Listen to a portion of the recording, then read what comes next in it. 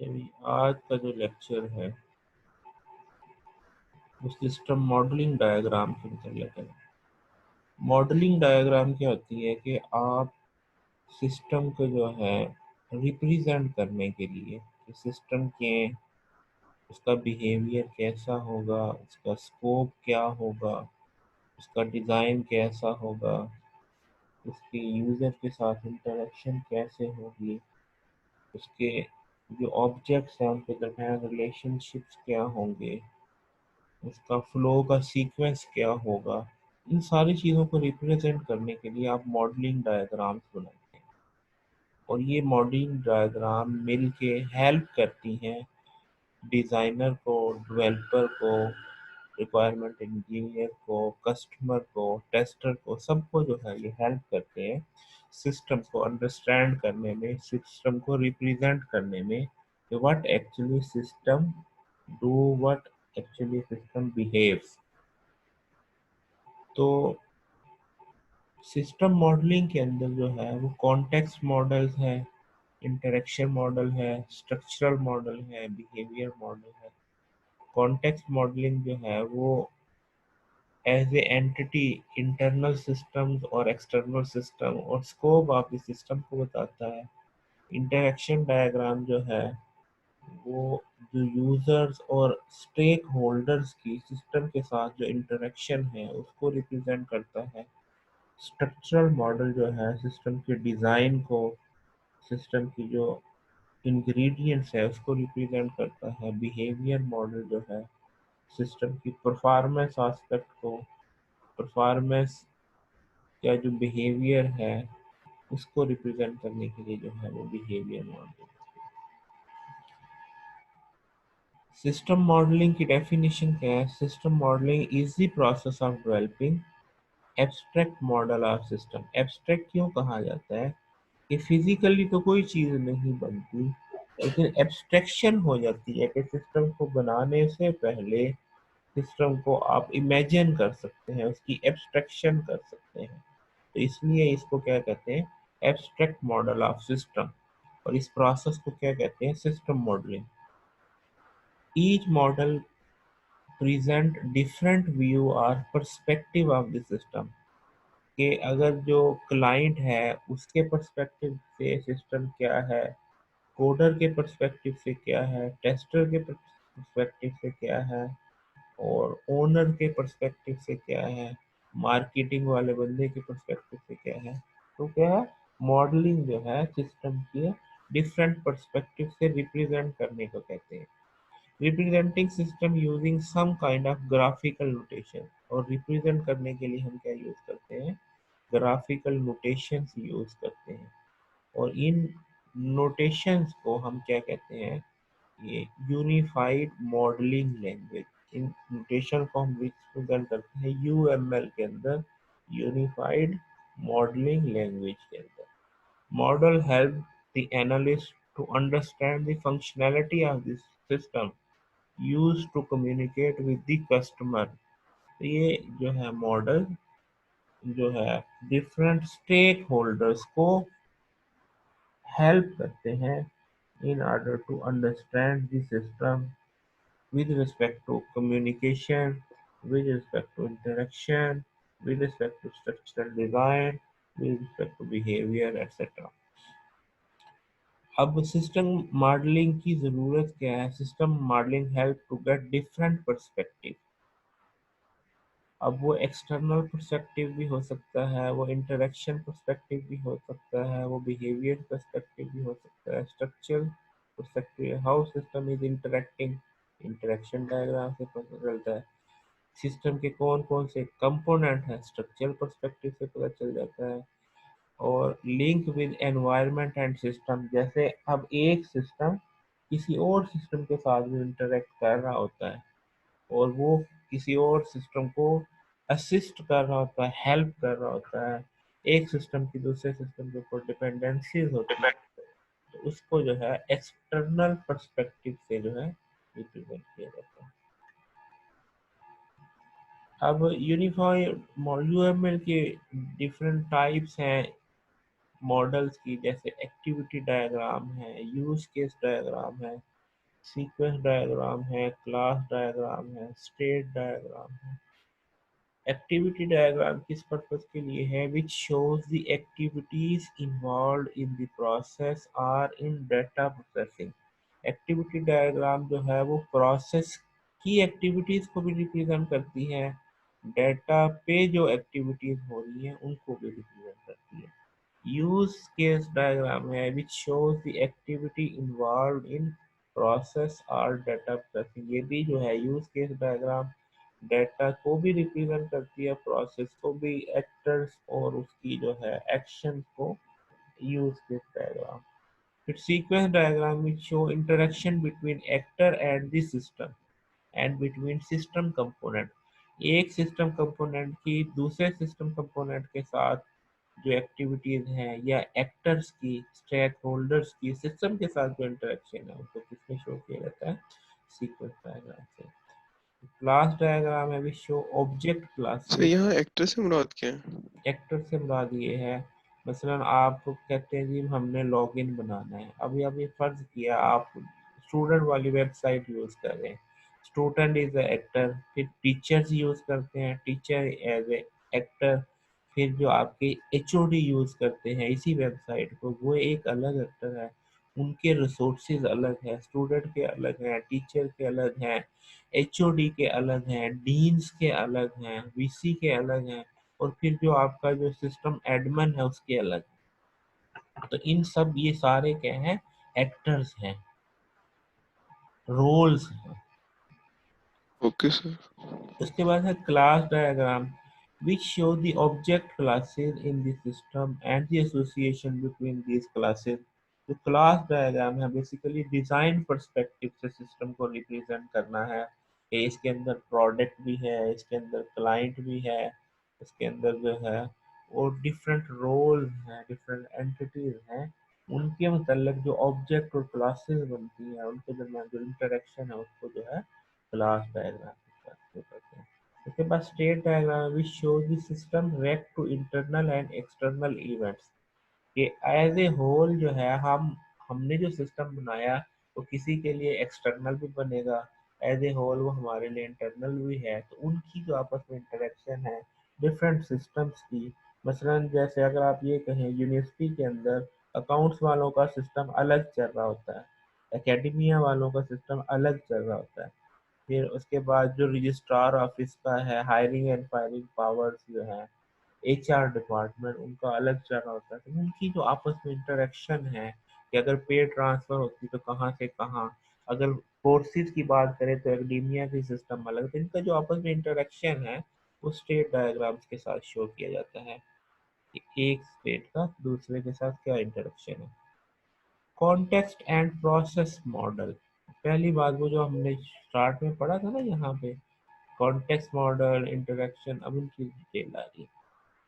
Context and process model में use to illustrate operational context of the system और show what lies outside the system boundaries.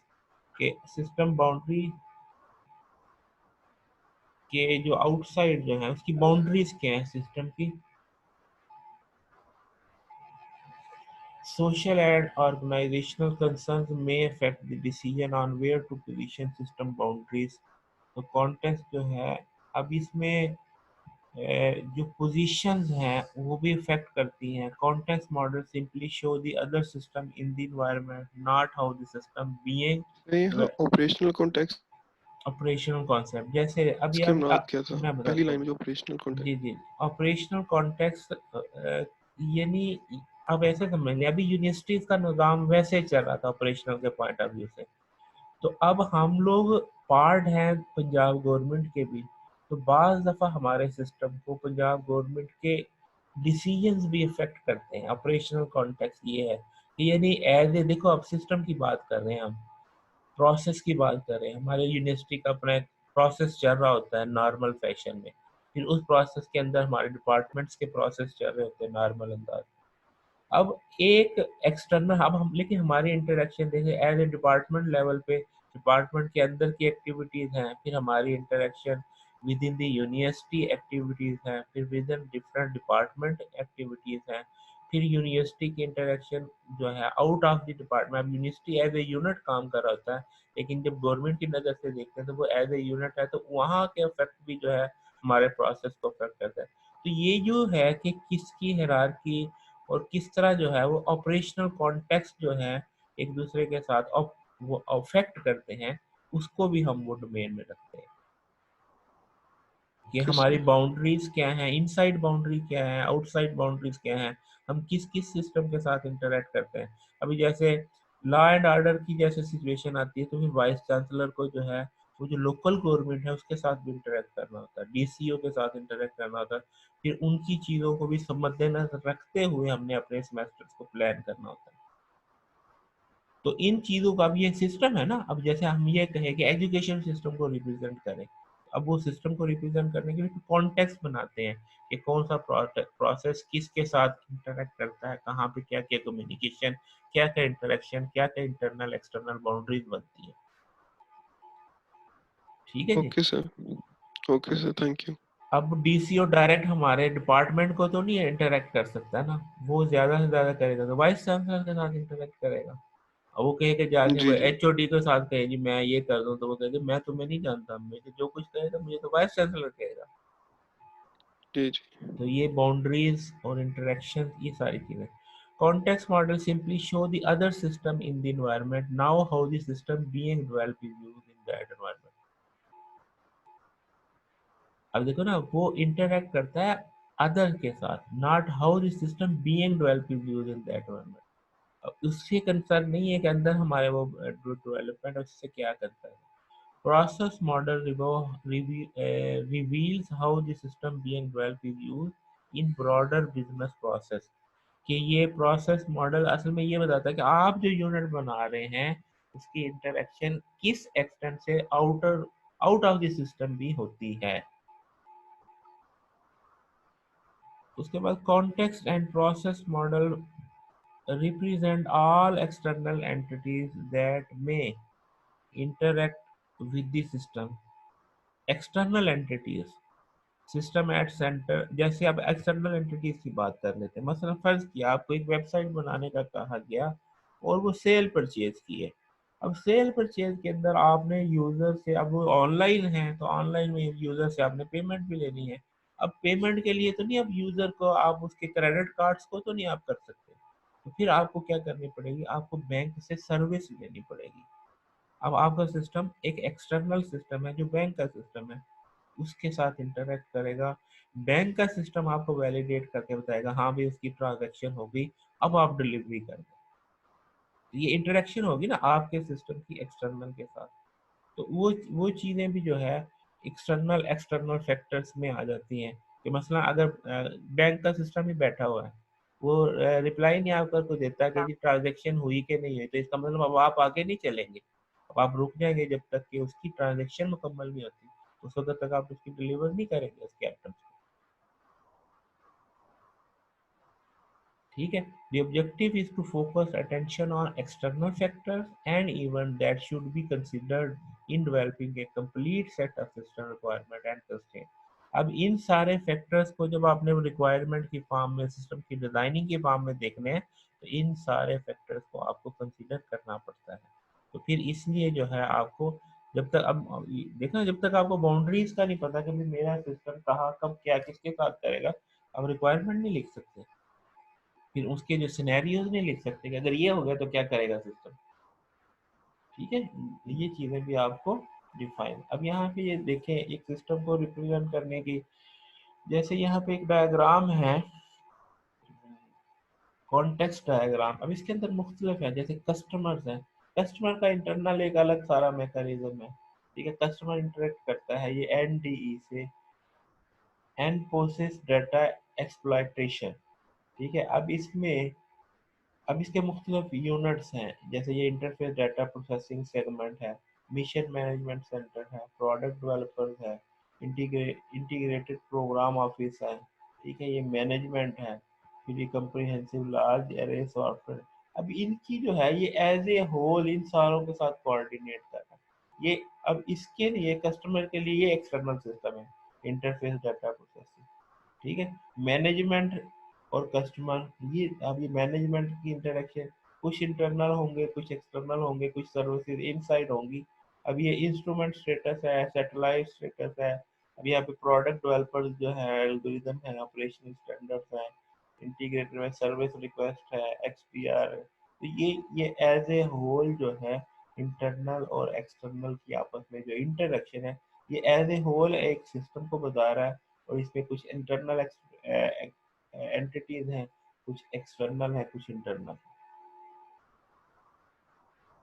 ठीक है जी। तो अभी सिर्फ हमारा, अभी हम हमारा इससे कंसर्न नहीं है इस लेक्चर के अंदर कि ये वाली डायग्राम और इनको बनाना क्या है। अभी सिर्फ हम उनका जस्ट इंट्रो बता रहे हैं कि इस तरह जो है ये डिफरेंट मॉडल्स हैं जिससे आप सिस्टम को रिप्रेजेंट करते हैं। तो अब एक और, following activity diagram show process of involuntary detention and the role of MHCPMC mental health care patient management system।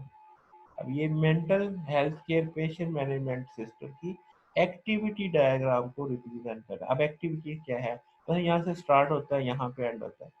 Start क्या है, कंफर्म डिटेंशन डिसीजन। अच्छा, यहाँ पे जो है कि हाँ भाई ये कंफर्म हो गया कि जो पेशेंट जो है उसको आपने एडमिट करना है या ये पेशेंट है। ठीक है। अब उसका भी है, inform patient of right regard detention decision. और फिर ये सिस्टम एंड, ये अब ये एक अलग सिस्टम है, यहाँ भी दिखा रहा है। ये जो सिंबल है, ये एक सिस्टम को रिप्रेजेंट कर रहा है। ये भी एक अलग सिस्टम है, ये भी एक अलग सिस्टम है। कुछ ये एक्सटर्नल हो जाएगा। MHPC का, ये MS mental health care patient management system. ठीक है। और ये जो है एडमिनिस्ट्रेशन का जो सिस्टम है वो अलग है।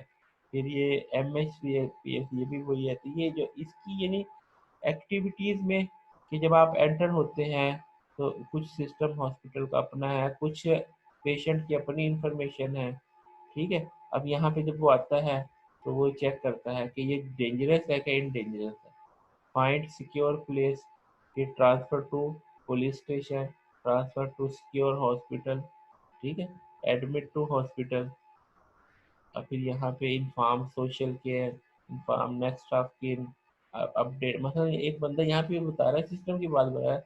आपको कोई पागल मिलता है, फर्ज किया एक मेंटल बंदा मिलता है, तो उसके साथ कैसे, तो उसमें जो है inform patient of right regard detention decision, कि इसको चेक, फिर यहाँ पे डिसीजन है कि ये डेंजरस है कि आउट ऑफ डेंजरस है, इसको हॉस्पिटल एडमिट करना है कि इसके लिए सिक्योर प्लेस करना है, इसको पुलिस स्टेशन भेजना है या इसको किसी हॉस्पिटल भेजना है, मेंटल हॉस्पिटल।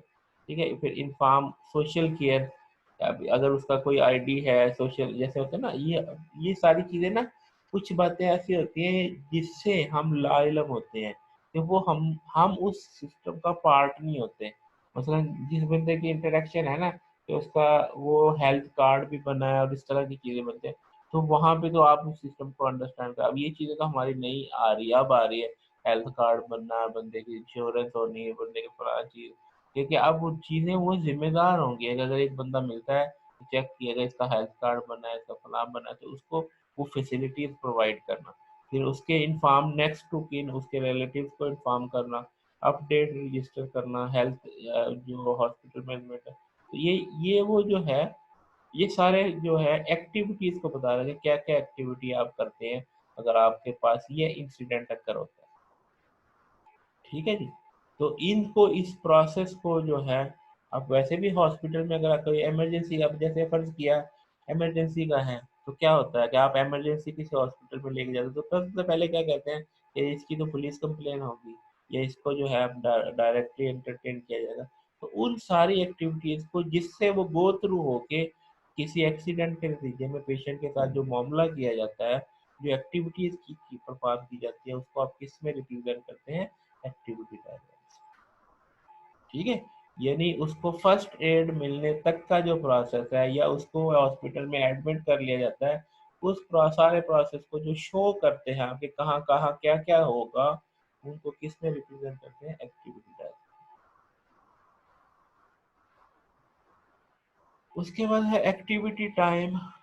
ये कोई केस स्टडी थी बुक के अंदर, जिस बुक से स्लाइड है उसमें एलेक्सर ऑनलाइन बुक स्टोर की जो एक केस स्टडी है, and make context diagram for it, make activity diagram for the activity show the book purchase. अब केस स्टडी क्या है कि एक बुक स्टोर है, elixir is an online book store, user can visit the store and purchase the book that they want. They can select the book category from the book catalog and then narrowing down the book to the book title. Once book is selected from the catalog, user can make online payment according to bill of the book. User can also purchase multiple books and add to bill. Once user has selected all of the book, he is given a bill. After billing in the necessary information of the user, he can provide the credit card payment detail to complete the purchase order. Sometimes user want to change the book them that he selected, therefore he can make change in his purchase order within 2 days of order placement. Only registered user can place order, non-registered user can only view the book.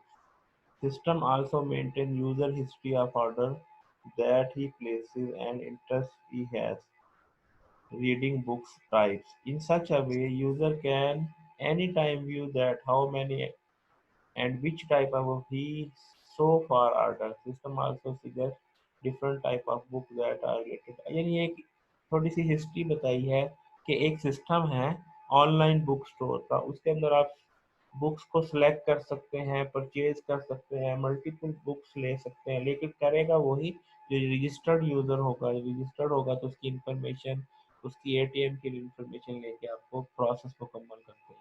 लेकिन जो non registered user होगा वो सिर्फ books देख सकता है, ठीक है, और वो परचेज ऑर्डर नहीं कर सकता, ठीक है। उसको लिए उसको रजिस्टर्ड होना जरूरी है। अब इसके इंटरेक्शन मॉडल में the type of interaction that can be represented in the model के, वही जो केस स्टडी है उसके रेलेवेंट आगे बात चलेगी। Modelling user interaction is important as it help to identify user requirement. Interaction बनाने से हमें यूजर की रिक्वायरमेंट्स का पता चलता है। Modelling system to system interaction highlights the communication problem that may arise. अब इसमें सिस्टम टू सिस्टम क्या है कि जब वो बुक परचेज कराएगा तो उसका जो है वो बैंकिंग सिस्टम के साथ भी इंटरेक्शन होगा, ठीक है। तो वहाँ पे भी उसकी रिक्वायरमेंट आइडेंटिफाई होगी कि जनाब ये उसी रजिस्टर को, इसी यूजर को रजिस्टर कर सकेगा जिसके पास एटीएम कार्ड होगा, जिसके पास जो है बैंक से वो ट्रांजैक्शन कर सकेगा, उसी को रजिस्टर किया जाएगा। इसका मतलब रिक्वायरमेंट क्लियर होंगी कि जब आप रजिस्टर कर रहे हैं यूजर को, उससे ये इन्फॉर्मेशन पूछनी है। Modeling component interaction help us to understand if proposed system structure is likely to deliver required system performance and dependability। उसकी परफॉर्मेंस कैसी होगी, डिपेंडेबिलिटी किस किस सिस्टम के ऊपर डिपेंड करेगा। Use cases were developed originally to support requirement elicitation and now incorporated in the UML। अब वो जो है ना यूज केसेस, वो किस में हेल्प करते हैं, रिक्वायरमेंट्स को आइडेंटिफाई करने में, रिक्वायरमेंट को एलिसिट करने में। Each use case represents a discrete task that involve external interaction with the system। तो हर यूज केस जो है एक टास्क को रिप्रेजेंट कर रहा होता है। तो مثلا रजिस्टर यूजर, फिर ये है ऑर्डर, ऑर्डर जो है करना, फिर क्या है पेमेंट करना, ये सारी क्या है एक्टिविटीज हैं। और जैसे यूज केस में है कि आप क्या कहते हैं, बैंक बैंक में जाते हैं, आपने अकाउंट खुलवाना है। अब एक एक्टर है बैंक का एम्प्लॉय जिसने वो अकाउंट खोलना है, एक है कस्टमर, वो जो हमारे जो कंट्री फेलोज है वो सारे इस कस्टमर में आते हैं।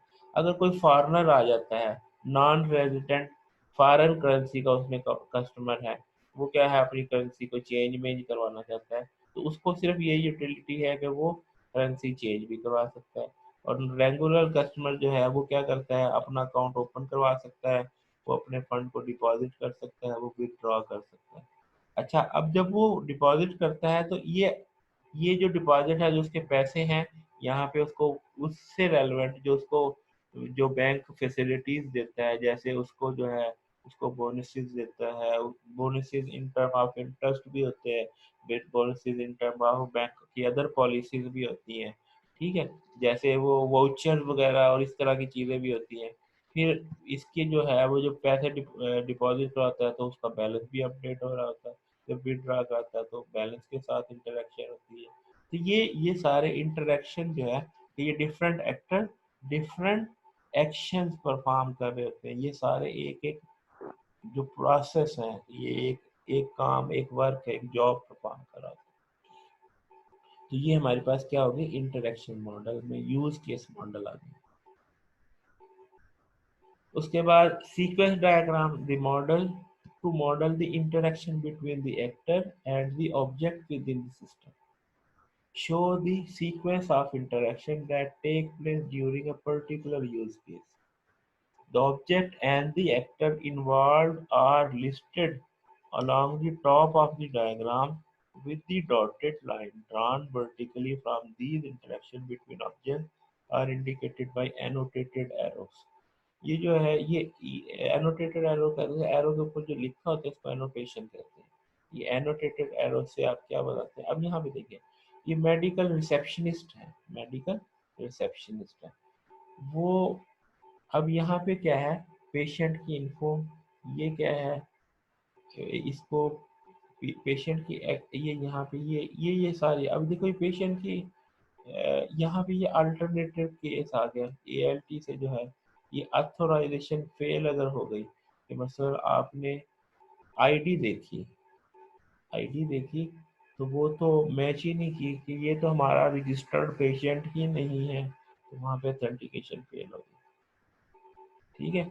अब ऑथोराइजेशन है उसकी किस किस के साथ, अगर वो नहीं होता तो क्या होगा, तो यहाँ पे फिर ऑथोराइजेशन इन्फो में क्या है, उसकी आईडी है।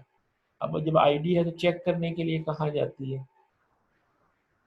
अब यहाँ पे देखें, यहाँ से मसलन एक मेडिकल रिसेप्शनिस्ट आया, ऐसे समझ ले कि एक बंदा जिसने सॉफ्टवेयर को यूज करना है, वो रिसेप्शन पे है बैठा है, अब उसने अपना लॉगिन लगाना है, ठीक है, वो चीज़ें इंफॉर्मेशन लगाता है, उसने जो है एक आया पेशेंट आया, उसने अपनी आईडी दी, उसने उस आईडी को पेशेंट इन्फो में चेक किया, पेशेंट इन्फो ने उस आईडी को चेक किया हॉस्पिटल के रिकॉर्ड में, हॉस्पिटल के रिकॉर्ड ने इसको ऑथोराइज किया कि ये अगर पेशेंट आया तो पेशेंट की इंफॉर्मेशन जो है अथोराइज इन्फो वो जो चेक करता है कि वो वैलिड हमारे पास पहले से पेशेंट एंटर्ड है कि नहीं है, फिर उसको वो अथोराइज करता है कि हाँ है, और फिर उसके बाद जो यानी यहाँ से ये जो बैक है ये एक एंटिटी से दूसरी एंटिटी से का इंटरेक्शन हो रही है।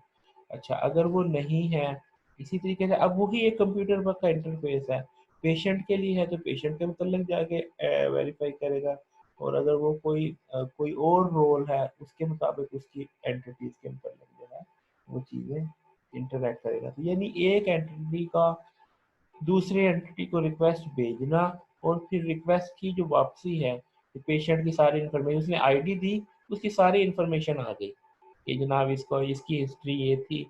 पेशेंट आता है ना, एक दफ़ा आया, एक हफ्ते के बाद दोबारा आया, तो उसने कहा अच्छा आप पहले भी आए थे, हाँ, बस आईडी दे, तो फिर वो आईडी को चेक करता है और उसकी सारी इन्फॉर्मेशन, पेशेंट की इन्फॉर्मेशन उसको दे देता है।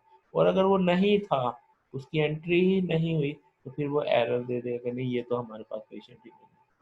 तो ये जो है कि एक से दूसरे सिस्टम में जो है, एक से मॉड्यूल से दूसरे मॉड्यूल के से इंटरेक्शन जो है वो सीक्वेंस डायग्राम के अंदर है कि यहाँ से आपने मतलब अब वो जो इंटरेक्शन है कि यहाँ पे पेशेंट का रिकॉर्ड है, यहाँ पे हॉस्पिटल का रिकॉर्ड है, यहाँ पे उसके पासवर्ड का रिकॉर्ड है, टेबल्स है ना, अगर टेबल्स की बात करें, एक टेबल से दूसरे में वेरीफाई होगा, दूसरे से अगर वो वैलिड हुआ तो फिर उसकी वो पेशेंट वाले में से जाके उसकी इंफॉर्मेशन लेके आएगा। तो इनको जो है वो सीक्वेंस डायग्राम के अंदर आप दिखाते हैं।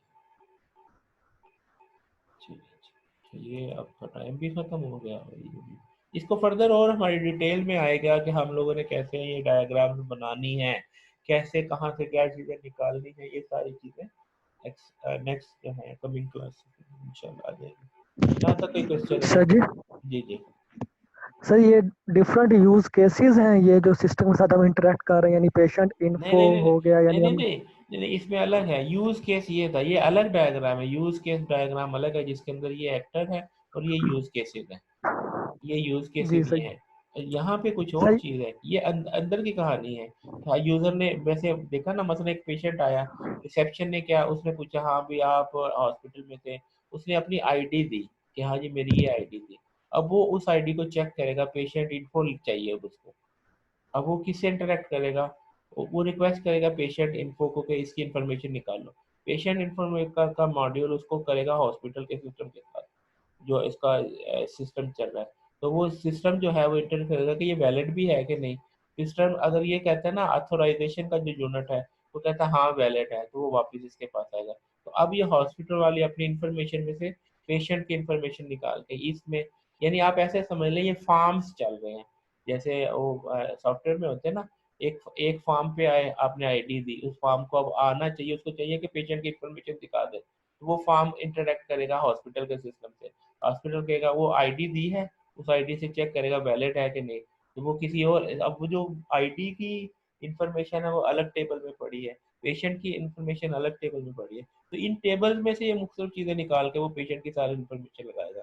तो ये जो है हमारे पास, ये हमारे पास क्या आ गई, सीक्वेंस आ गई इंटरेक्शन की, कि एक प्लेस से दूसरे प्लेस पे जो है वो जो चेंजेस हैं कहाँ पे कैसे होगा, ये सीक्वेंस डायग्राम है। यानी ये डिज़ाइन के मुतल्लक है, और वो जो है वो यूज़ के मुतल्लक है कि एक यूज़र यूज़ करता है। सर सर यानी ये एक यूज केस के अंदर अगला प्रोसेस हो रहा है वो हाँ जी, सीक्वेंस। जी जी, इसके अंदर जो एक्टिविटी है वो सीक्वेंस के अंदर आ गई। जी मसल ठीक है सर जी। ठीक है ना। चलिए जी, और कोई क्वेश्चन है तो पूछ लिया, वरना टाइम खत्म हो गया। अटेंडेंस भेज दें, एब्सेंट का नाम भी भेज दें, और वो जो स्नैप भेजते हैं वो भी भेज दें। जी सर, ले लिए हैं स्क्रीनशॉट। हाँ वो दे लें।